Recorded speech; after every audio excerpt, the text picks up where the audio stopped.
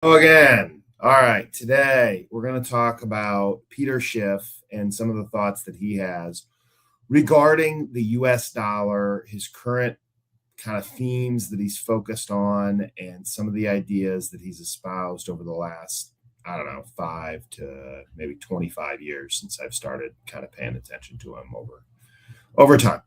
So, to get started, I want to start with the positive, right? I think Peter Schiff, from a movement of our society, has been an instrumental figure with certain individuals in helping us to get closer to what I would say is more in line with constitutional freedom.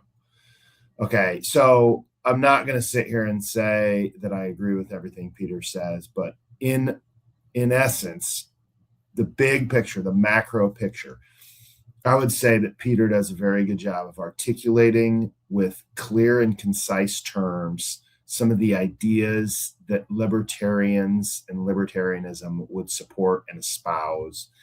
And I think that he has kind of encapsulated the Ron Paul and Rand Paul and some of that movement that has been underway for, honestly, many, many years. And I think he has done just a remarkable job of bringing some more popularity to that. And by popularity, I don't always mean that everyone agrees with him, but he's at least elevated the stage as to which this stuff will be discussed. And I think something else that's helped is actually Bitcoin.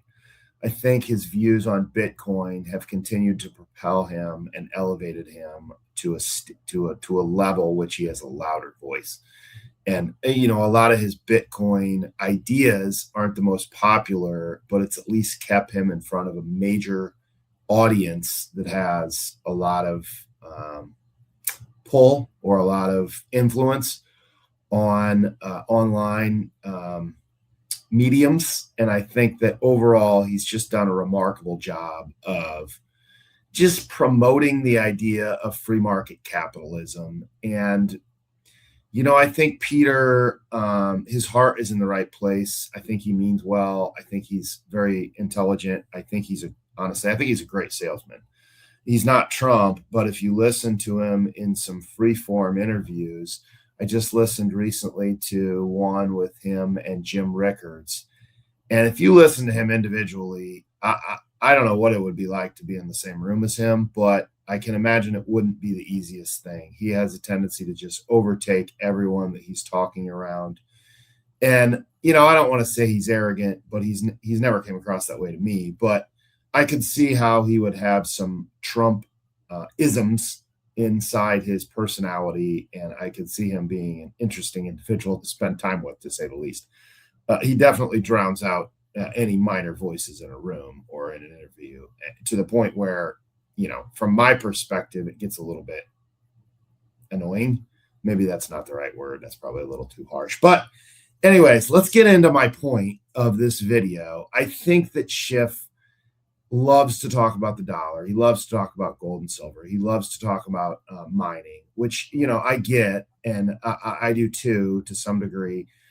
But I think the biggest thing that Schiff misses is the fact that the dollar is a global, it's traded on a global market. It is not simply a US dollar that matters for US consumers and US individuals.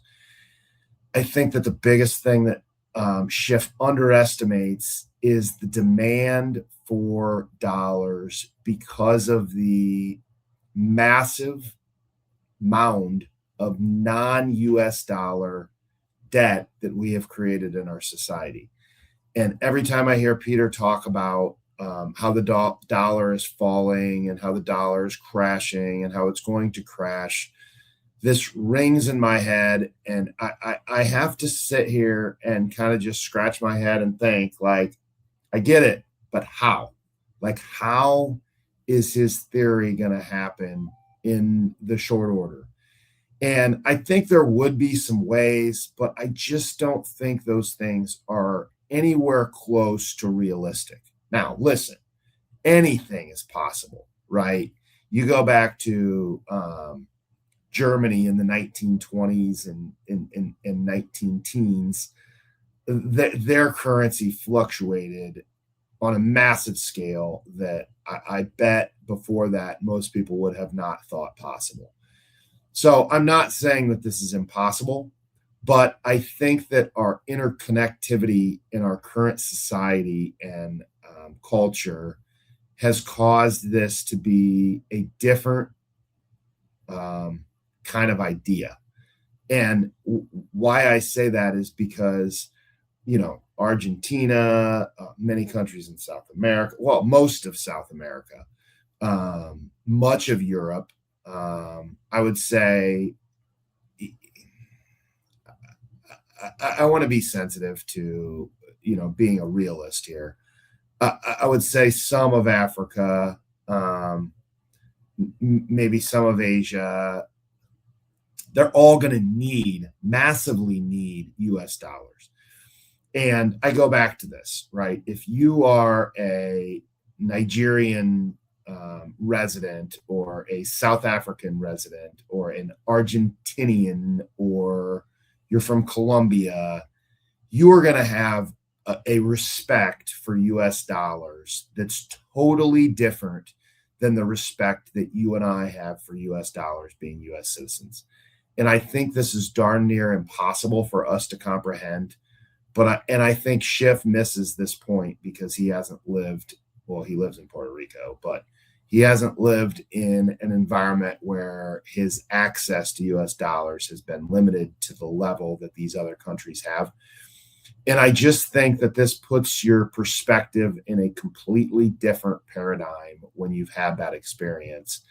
And I think that Schiff's mantra or his ideas are going to be a much, much, much longer process. Like if Schiff thinks the dollar is going to fall out of bed here in the next year, I think that I would contend, it might take, if he says a year, it might take 5 years. If he says a year, it might take 10 years. I mean, it could take a year, it could take 2 years, but I just think that the amount of time that will be required for these things to play out is going to be more of an evolution than it would be a quick, instantaneous market move. And the reason I say this is just because the unbelievable amount of debt that is in our system. And if that debt wasn't in our system, I would be saying this differently, right? If it was just confidence, well, that's different. Confidence can change, confidence can wane, confidence is more of an emotion. But when you have a structural issue of everyone needing dollars to pay their current debt, which can't be just wiped away. It's not like the banking system of Argentina. If they decide they want to stop using dollars forever, it's not like they can just wipe dollars off the face of the map and switch to something else. These dollar debts are already taken out. And the interconnectivity of our system is such that things don't just evaporate when we want them to. There's a lot more to it. Think of, you could think of anything, but the process of complex systems becoming established and widely used, just as long as it takes them to become part of the system, it takes darn near that long for them to get out of the system. And especially when there's massive amounts and massive piles of debt. So, I do think Schiff gets a lot right. I like Schiff. I think he's a great commentator. I think he's a great entertainer. However, I think in this case, I think he's mistaken on his level of decline that the dollar can experience in a very short pattern.